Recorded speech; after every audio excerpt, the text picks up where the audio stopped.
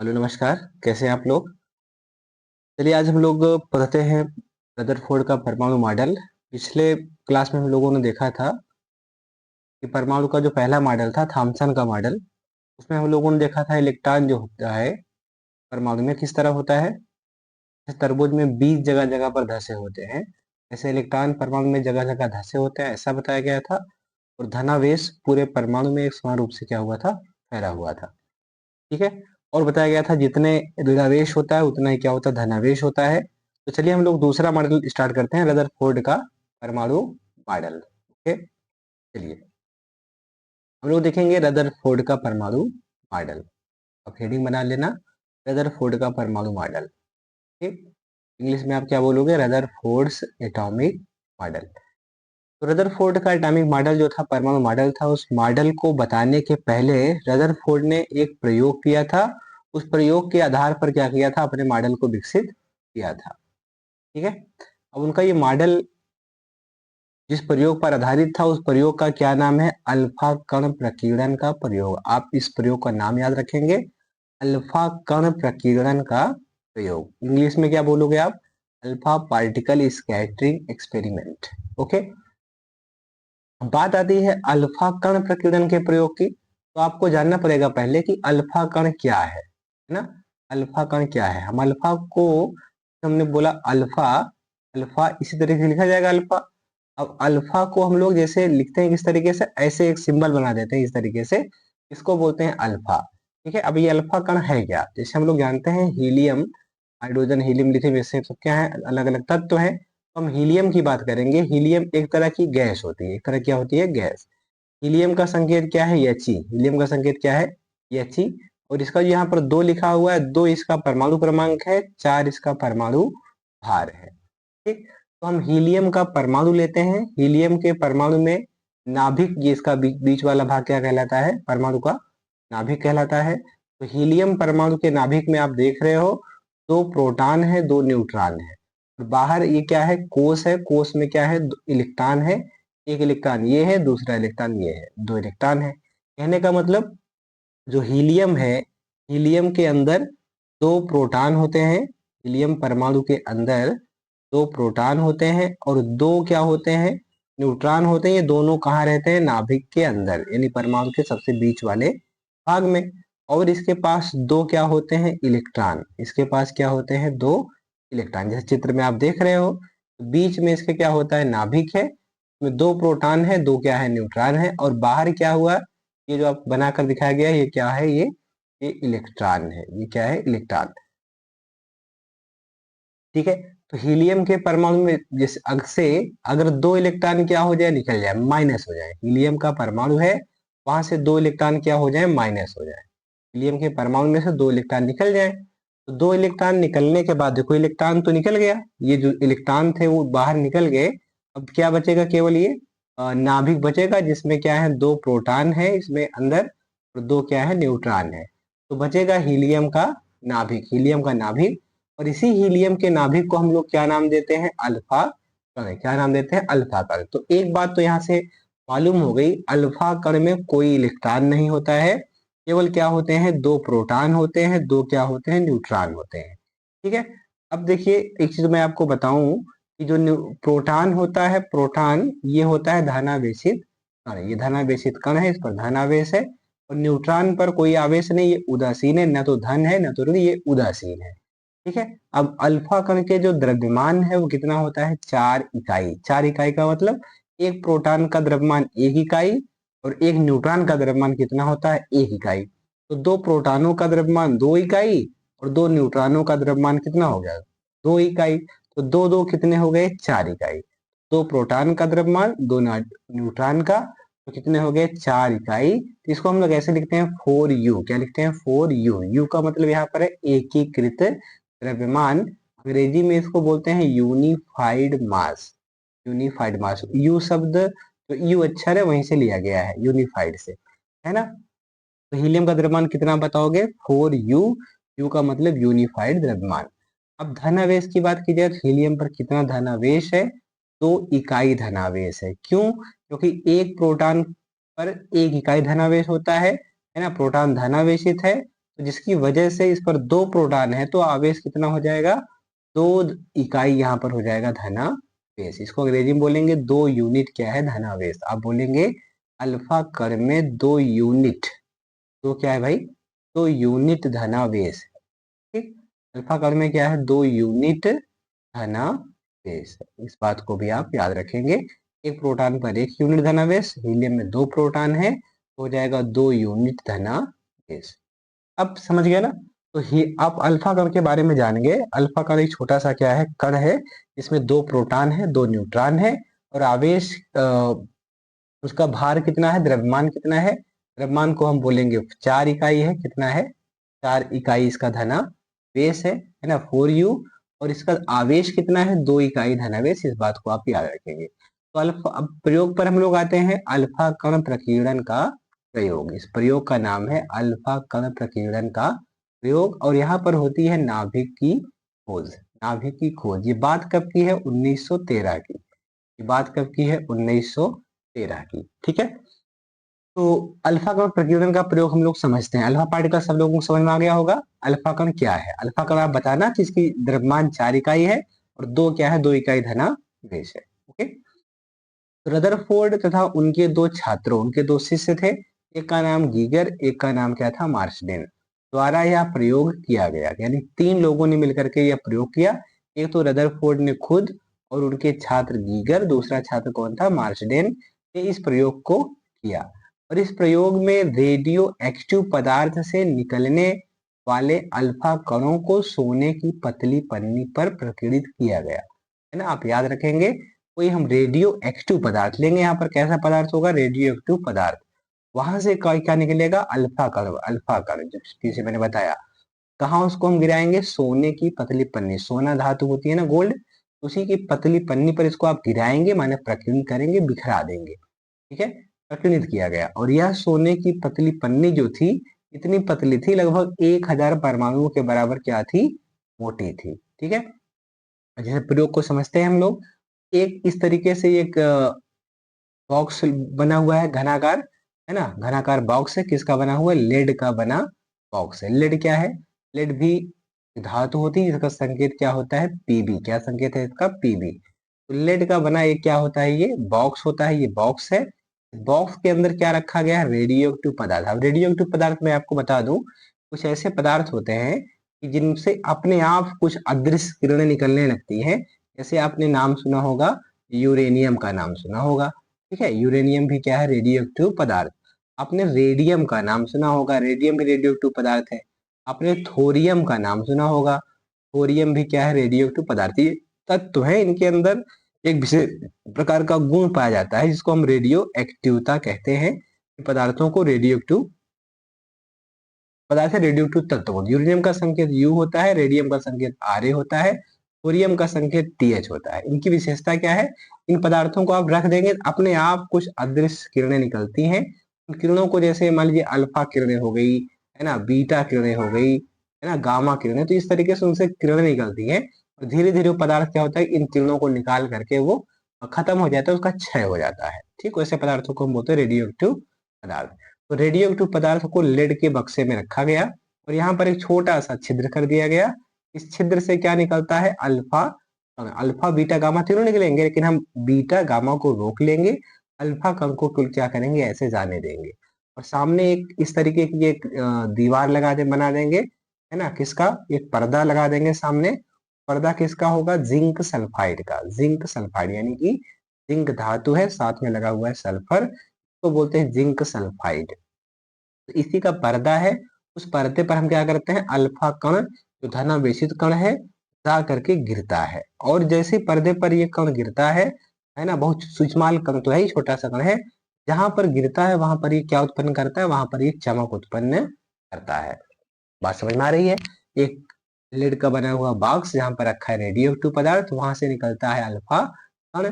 Alpha कण सीधे जाके एकदम सीधे चलेगा, सीधे जाके कहाँ गिरेगा, जिंक सल्फाइड के पर्दे पर। और जहां पर गिरेगा वहां खूब सारी क्या करेगा, एक ही जगह पर चमक उत्पन्न करेगा। यहाँ पर क्या मिलेगी, आपको चमक देखने को मिलती है ना।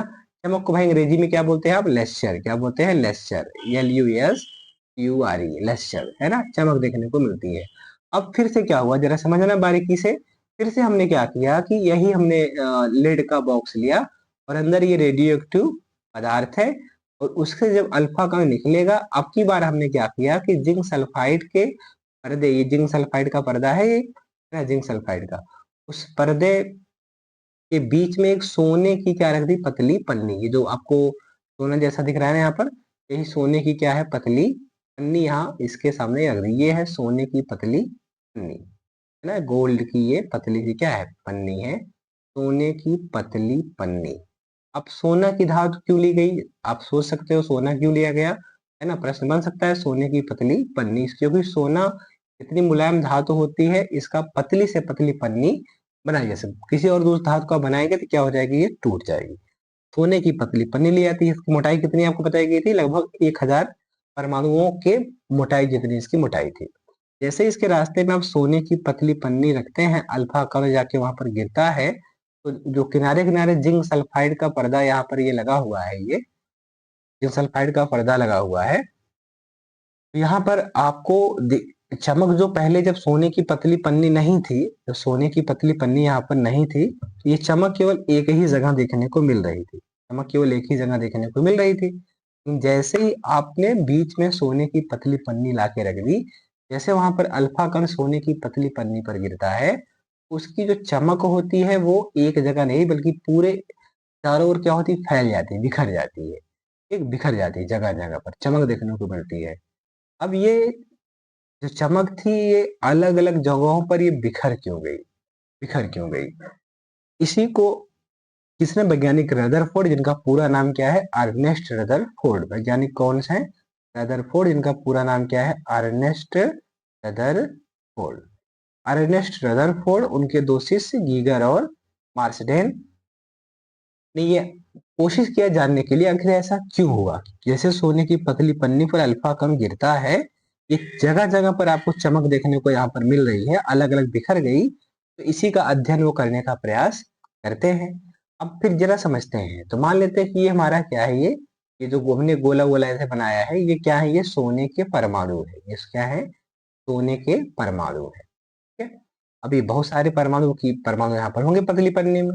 अभी जो यहाँ से आगे ये लाइनें हमने खींची है, लाइनें किसको बता रही है, ये अल्फा कण जा रहा है, अल्फा कण इसके अंदर से गुजारेंगे, कहाँ से जा रहा है, रेडियो एक्टिव पदार्थ से निकल करके ये जा रहा है।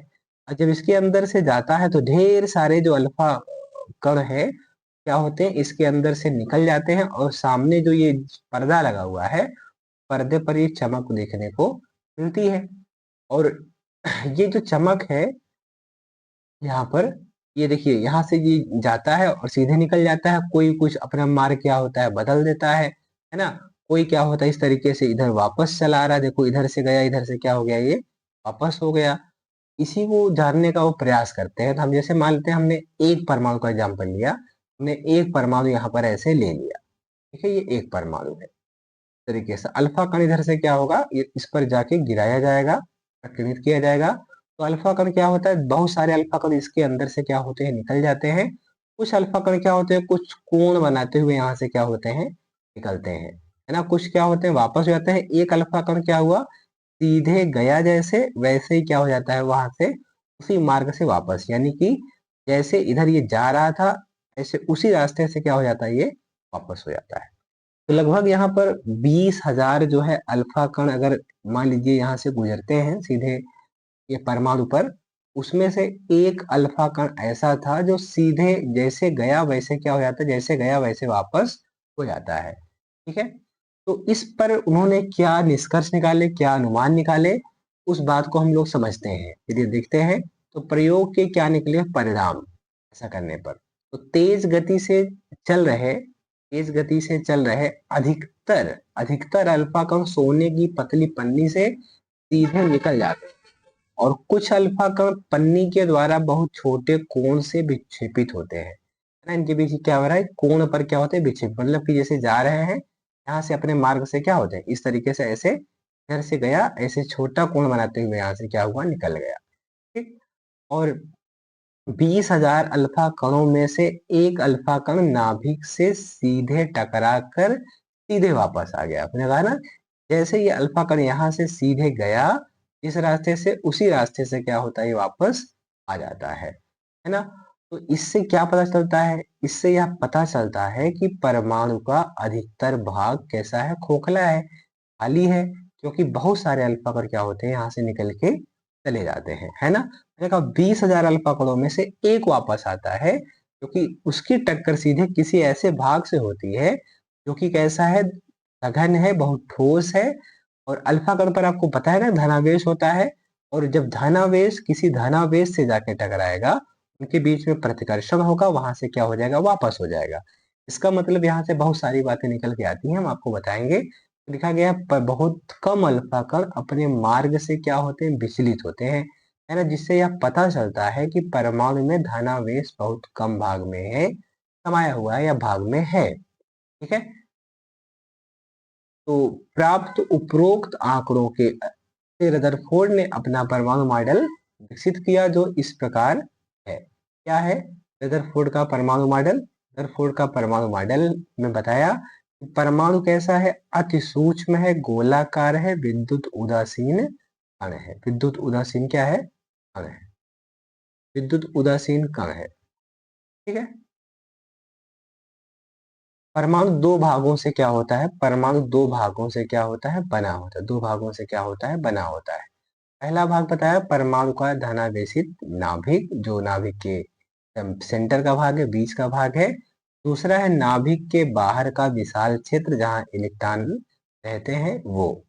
ठीक है, एक तो भाई क्या बताया इन्होंने कि एक नाभिक है परमाणु के अंदर जो बीच वाला भाग है, एक नाभिक के बाहर का बहुत बड़ा क्षेत्र, बहुत विशाल क्षेत्र, जहाँ कौन पाए जाते हैं, जहाँ इलेक्ट्रॉन पाए जाते हैं। ई लिख के क्या लगा देंगे, माइनस, इलेक्ट्रॉन का प्रतीक होता है। परमाणु का जो कुल धनावेश है, यानी जो धनावेश थॉमसन ने अपने मॉडल में बताया था पूरे परमाणु में फैला होता है, वो रदरफोर्ड बता रहे हैं। परमाणु का जो कुल धनावेश तथा कुल द्रव्यमान, जितना उसका द्रव्यमान है, वो परमाणु के केंद्र में एक अति सूक्ष्म, बहुत छोटे से, बहुत कम भाग में समाया या संचित रहता है, या समाया होता है या संचित रहता है, जिसे परमाणु का नाभिक कहते हैं, न्यूक्लियस कहते हैं। उनका यही कहना था कि जो परमाणु है उसका सारा धनावेश इस छोटे से भाग में समाया हुआ है, और सारा जो द्रव्यमान है, भार है, इसी छोटे से भाग यानी कि नाभिक में ही वो समाया हुआ है। बाकी जो पूरा परमाणु है वो बहुत हल्का है। वो क्या है, बहुत हल्का है। बस ये नाभिक जो क्या है, वो बहुत ही क्या है, ये भारी है। और सारा धनावेश यहाँ यहाँ यानी कि बाहर की तरफ ये फैले हुए नहीं है, यहाँ पर ये फैले हुए नहीं है, यहाँ पर ये फैले हुए नहीं, यहाँ पर धनावेश नहीं है। सारा धनावेश कहाँ पर होता है, इसी नाभिक में समाया हुआ है। इनका कहना था परमाणु का जो कुल धनावेश है, कुल द्रव्यमान है, परमाणु के केंद्र में एक अति सूक्ष्म भाग में समाया हुआ है, जिसे परमाणु का नाभिक कहते हैं, जिसे न्यूक्लियस कहते हैं। ठीक है, फिर उन्होंने कहा जो परमाणु की नाभिक की त्रिज्या होती है 10⁻⁻15 मीटर, इतना छोटा, 10 की घात कितना, -15 मीटर। इसी को आप सेंटीमीटर में बदलोगे, 100 से गुणा करोगे, है ना, 100 का मतलब 10 की घात 2 से गुणा करोगे, 10 की घात कितना, -15 में, तो आपको उत्तर मिलता है 10 की घात-13। ठीक है, ये क्या हो जाता है, मीटर से सेंटीमीटर। तो आप चाहे बोलो 10 की घात-15 मीटर, या बोलो 10 की घात-13 सेंटीमीटर। ये नाभिक की त्रिज्या, यानी कि ये जो छोटा सा नाभिक है, जो धनावेश यहाँ पर है, की क्या होती है, उसकी ये त्रिज्या बता रहे हैं। उसकी क्या बता रहे हैं, कि त्रिज्या, यानी कि यहाँ से लेके यहाँ तक की क्या है, ये दूरी है, यही क्या है, नाभिक की त्रिज्या है ना। ये त्रिज्या है किसकी, नाभिक की त्रिज्या है। ओके, ठीक है, और इतने कोट की होती है, तथा परमाणु की जो त्रिज्या है 10 की घात-10 मीटर या 10 की घात-8 सेंटीमीटर की कोट की होती है। याद रखना ये क्या है, 10 की घात-10 मीटर ये पूरे परमाणु की त्रिज्या है ना। और इसको आप बदलेंगे सेंटीमीटर में, तो आप 100 से गुणा करके देंगे तो 10 की घात-8 सेंटीमीटर हो जाएगा। ठीक है, बताइए नाभिक की त्रिज्या कितनी है, 10 की घात-15 मीटर।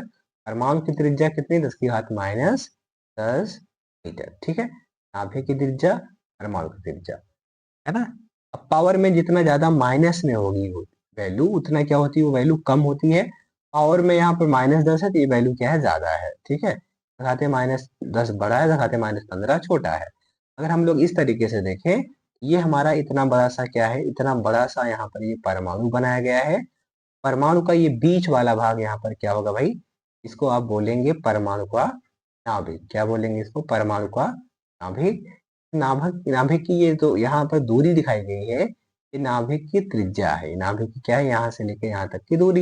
यही छोटा सा नाभिक जो अंदर बनाया गया है, तो इसे केंद्र से लेकर यहाँ तक की दूरी को आप क्या बोलोगे, आप बोलोगे यहाँ से यहाँ तक की दूरी को नाभिक की त्रिज्या, है ना, नाभिक की त्रिज्या बोलोगे। इसी त्रिज्या को यहाँ पर बताया गया 10⁻15 मीटर। और इस बीच से लेके किनारे तक जो पूरा परमाणु जहां तक आता है, वहां तक त्रिज्या कितनी, 10⁻10 मीटर। तो परमाणु की त्रिज्या कितनी, 10⁻−10, और नाभिक की कितनी, 10⁻−15 मीटर। ठीक है। तो परमाणु में इलेक्ट्रॉन जो होते हैं, परमाणु में इलेक्ट्रॉन कहाँ पर, नाभिक के बाहर विभिन्न कक्षाओं में वृत्ताकार मार्ग में घूमते हैं ना। जैसे ये नाभिक हो गया, अब नाभिक के बाहर बहुत सारी क्या होती हैं, ऐसे बहुत सारी वृत्ताकार कक्षाएं ऐसे होती हैं, वृत्ताकार कक्षाएं जिनमें क्या होते हैं, जिनमें इलेक्ट्रॉन घूमते हैं। ऐसा किसने बताया, ऐसा रदरफोर्ड ने बताया। ये तो भाई बीच वाला क्या है, नाभिक है। तो इलेक्ट्रॉन यहाँ पर जो बहुत सारी कक्षाएं हैं, उन्हीं में क्या करते हैं, ये उन्हीं में ये घूमते हैं। ठीक, और कैसा मार्ग है, वृत्ताकार मार्ग है, वृत्ताकार। परमाणु में इलेक्ट्रॉनों की संख्या, परमाणु में जो इलेक्ट्रॉनों की संख्या है, नाभिक में स्थित धनावेश यूनिटों के बराबर होती है, इसलिए परमाणु उदासीन होता है। इस बात को भी रदरफोर्ड ने बताया। कि आपको पता है कि जो इलेक्ट्रॉन होते हैं, मैंने पीछे बताया था, इलेक्ट्रॉन पर कैसा आवेश होता है, इलेक्ट्रॉन पर होता है ऋणावेश। ठीक है। नाभिक में प्रोटॉन है, उस पर क्या होता है, धनावेश, उस पर क्या होता है, धनावेश, है ना। तो इस ऋणावेश और धनावेश दोनों परमाणु में क्या होते हैं, आपस में बराबर होते हैं, इसलिए क्या होता है, परमाणु उदासीन होता है। यानी अंग्रेजी में बोले तो आप बोलेंगे न्यूट्रल होता है। ठीक, तो परमाणु में इलेक्ट्रॉन का जो धनावेश है, वो नाभिक के धनावेश की क्या होता है, बराबर, इसलिए परमाणु कैसा होता है, उदासीन। ठीक है।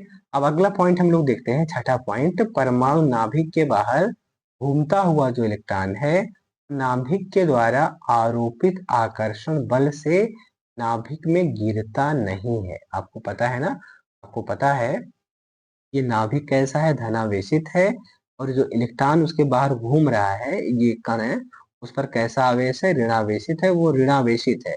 और एक धनावेश और ऋणावेश आपस में क्या करते हैं, आकर्षण।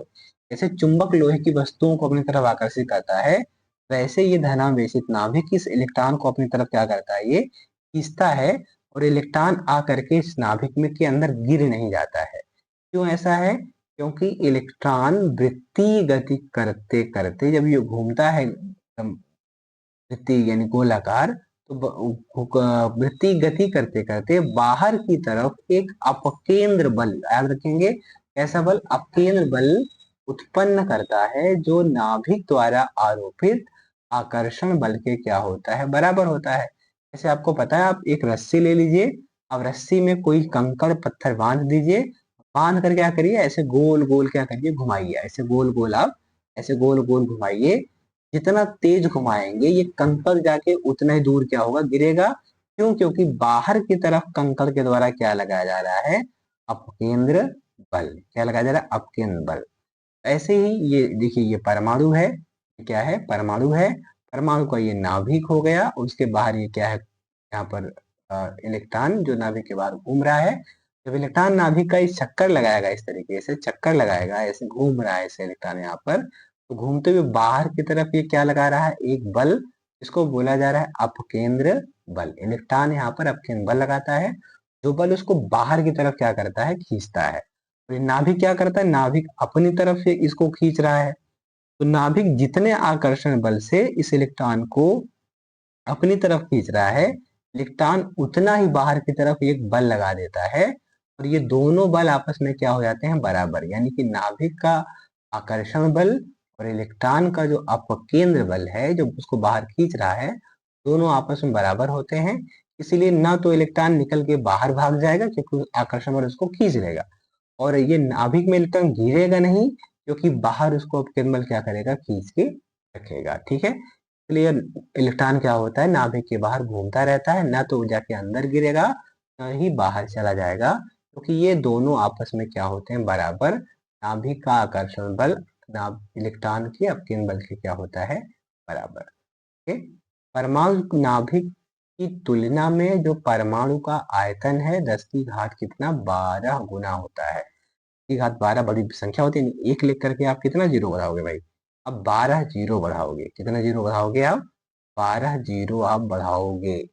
इस तरीके से एक लिख करके आपने 12 जीरो बढ़ा दिया, तो यानी बहुत बड़ी संख्या हो गई है, बहुत बड़ी संख्या है ना ये। तो इस तरीके से इतना गुना क्या होता है हमारा परमाणु क्या होता है किसकी तुलना में, नाभिक की तुलना में उसका आयतन।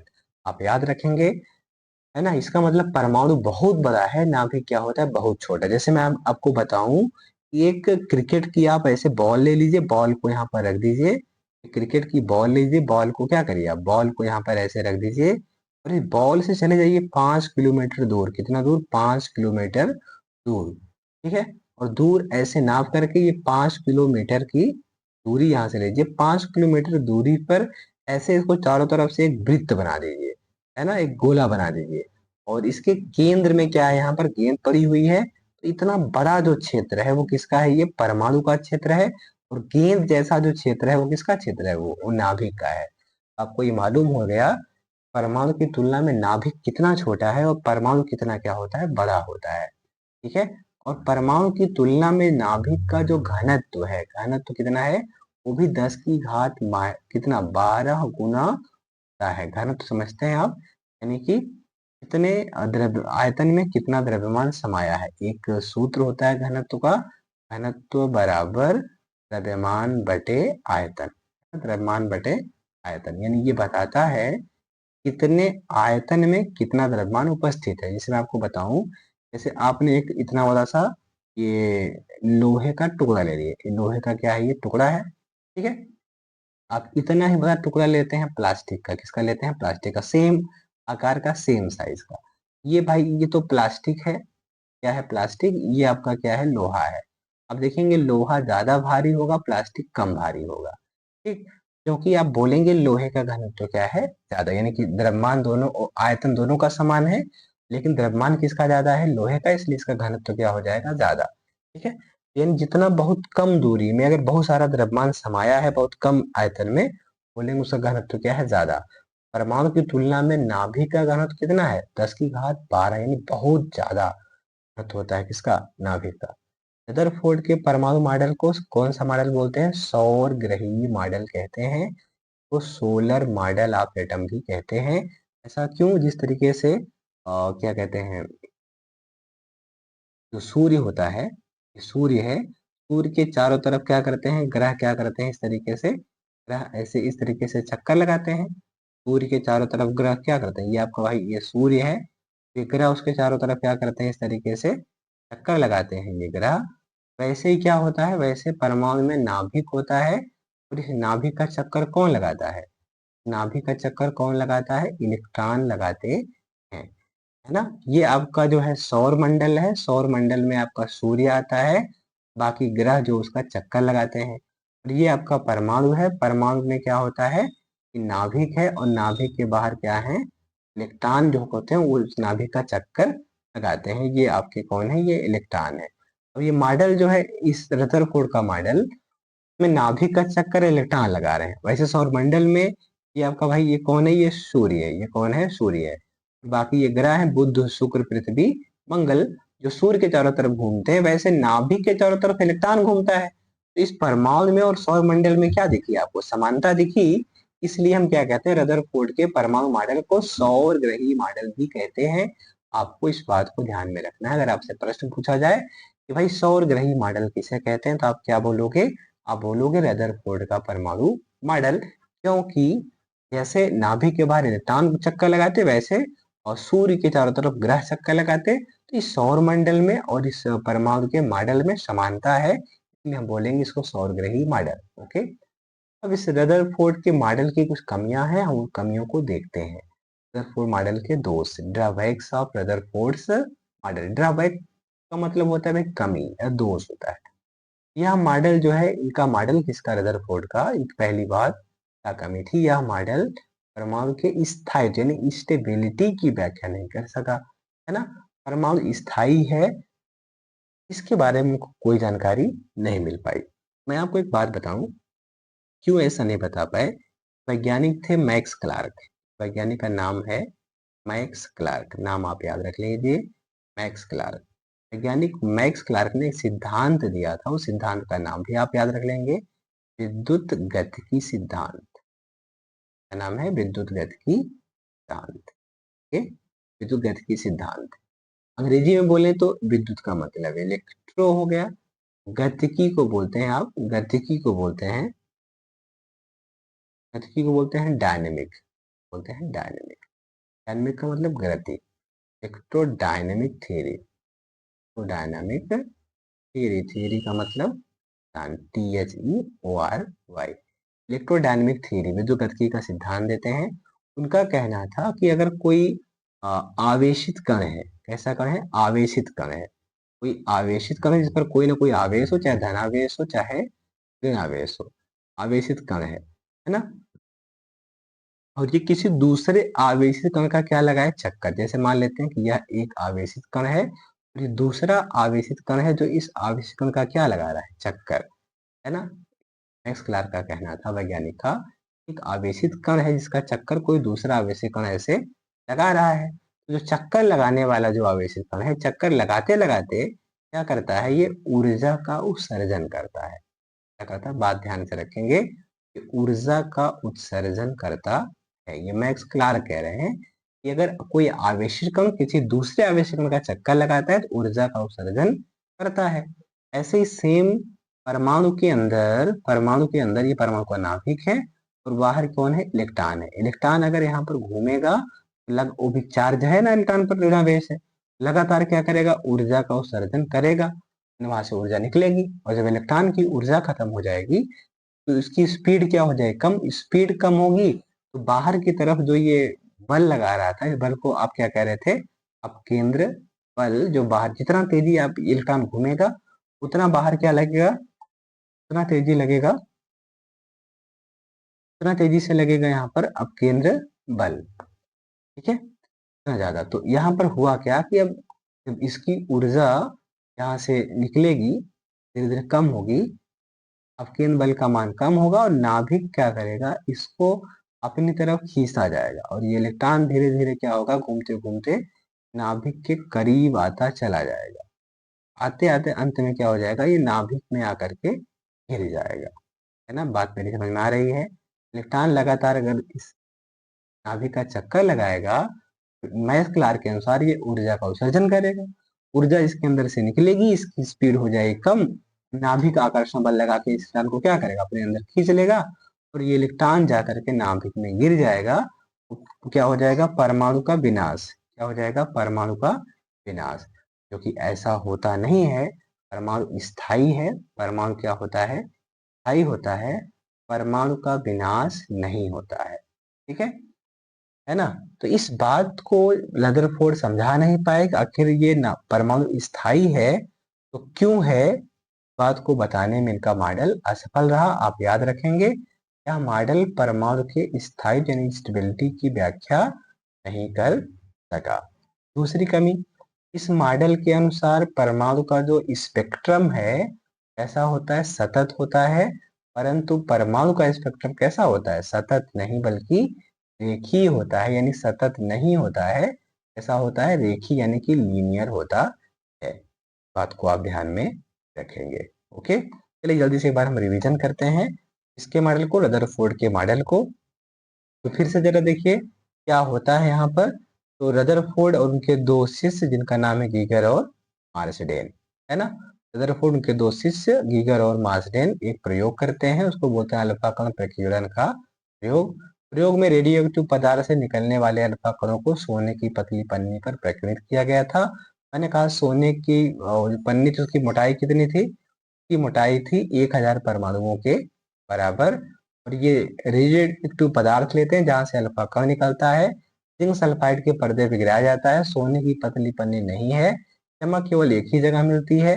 जैसे ही रास्ते में सोने की पतली पन्नी रखी गई तो चमक जगह जगह पर क्या होती है, ये बिखर जाती है ना।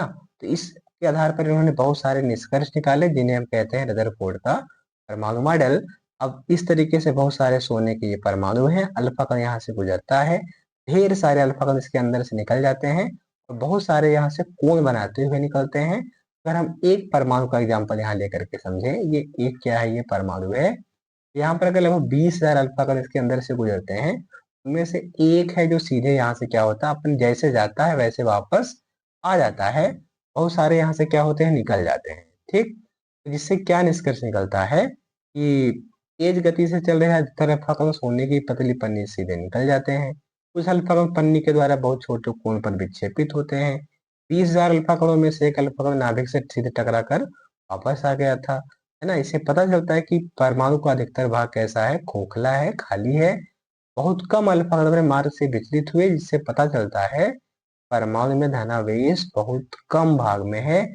थॉमसन का मॉडल गलत साबित हुआ। उन्होंने कहा था परमाणु परमाणु धनावेश पूरा फैला हुआ है।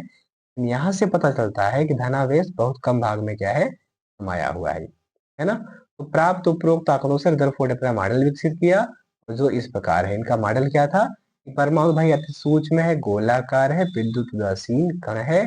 परमाणु दो भागों से बना है, एक तो होता है परमाणु का नाभिक, दूसरा नाभिक के बाहर का कैसा छेद, विशाल छेद जहाँ इलेक्ट्रॉन पाए जाते हैं। और परमाणु का कुल धनावेश, कुल द्रव्यमान कहाँ पर होता है, केंद्र में होता है। इसे अतिसूक्ष्म भाग में समाया है, जिसे परमाणु का क्या बोलते हैं, नाभिक। नाभिक की त्रिज्या कितनी घाते -15 मीटर होती है। परमाणु की त्रिज्या कितनी घाते -10 मीटर होती है। इस तरीके से मैंने आपको बताया था। परमाणु में इलेक्ट्रॉन नाभिक के बाहर क्या करते हैं, ये विभिन्न कक्षाओं में घूमते हैं। विभिन्न कक्षाओं में क्या होते हैं, घूमते हैं।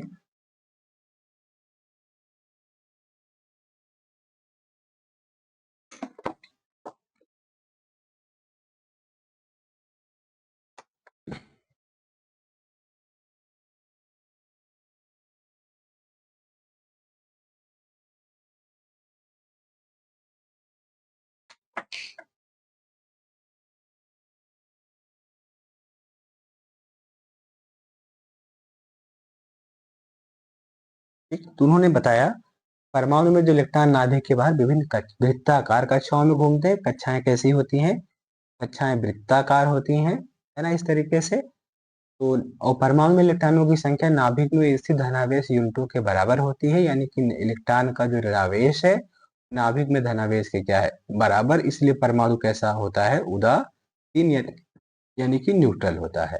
परमाणु नाभिक के बाहर घूमता हुआ इलेक्ट्रॉन नाभिक के द्वारा आकर्षण बल से नाभिक में गिरता नहीं है, क्योंकि इलेक्ट्रॉन क्या करता है, घूमते हुए वृत्तीय गति करते हुए बाहर की तरफ एक बल लगाता है, जिसे बोलते हैं अपकेंद्र बल। और जो नाभिक के द्वारा आरोपित आकर्षण बल के क्या होता है, बराबर होता है ना। नाभिक का जो आकर्षण बल है इलेक्ट्रॉन के अपकेंद्र बल के क्या है, बराबर है ना। नाभिक इसको खींचेगा तो क्या बोले, नाभिक का आकर्षण बल। बाहर की तरफ इलेक्ट्रॉन जाएगा तो कौन सा बल लगेगा, अपकेंद्र बल। ठीक है। परमाणु नाभिक की तुलना में परमाणु का जो आयतन 10⁻12 गुना होता है, और नाभिक का घनत्व कितना, 10⁻12 गुना होता है। किसकी तुलना में, परमाणु की तुलना में। रदरफोर्ड का मॉडल को हम क्या बोलते हैं, सौरग्रही मॉडल कहते हैं, क्योंकि यह मॉडल सौरमंडल में जैसे सूर्य का चक्कर ग्रह लगाते हैं, वैसे परमाणु में नाभिक का चक्कर कौन लगाते हैं, इलेक्ट्रॉन लगाते हैं, ऐसा पाया गया।